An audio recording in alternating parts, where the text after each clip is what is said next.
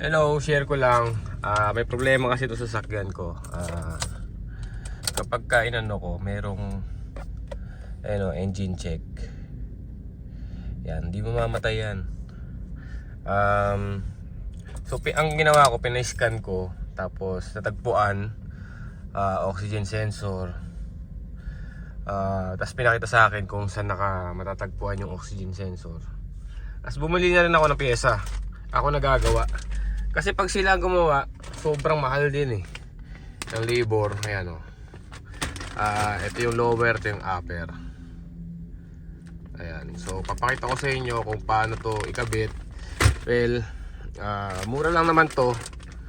Actually, mas mura to kaysa dun sa kung sa kanila may papaayos. Dahil ito, nasa 900 isa.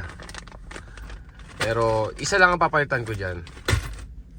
So, kailangan mo rin ng ganito. So, nabili ko sa Shopee ng nasa 120, mga ganun. Ayan. So, pakita ko na lang sa inyo. Okay, so nakikita nyo yan, yung apat na bakal na to. Ayan.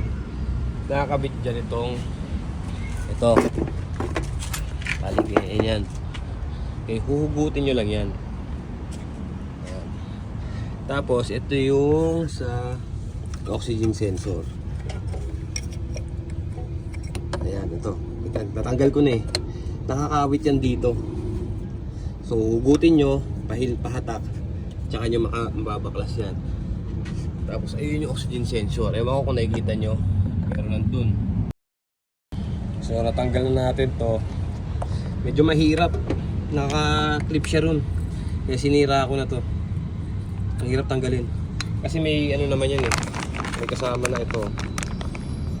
Ayan. So guys, natanggal ko na. Sobrang hirap. Ayan, nasa ilalim ako.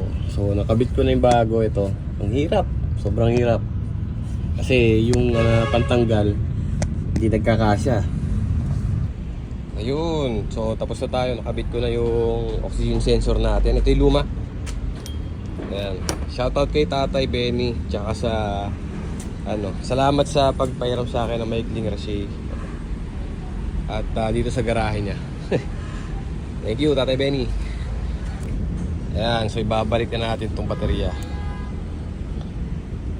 Ayan, so babalik na natin ito. Ulitin ko itong apat na butas na to, di hugot lang yan dito. Ayan.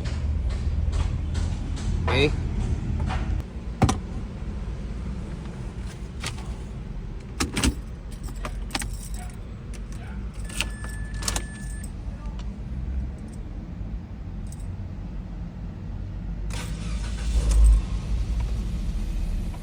Panis.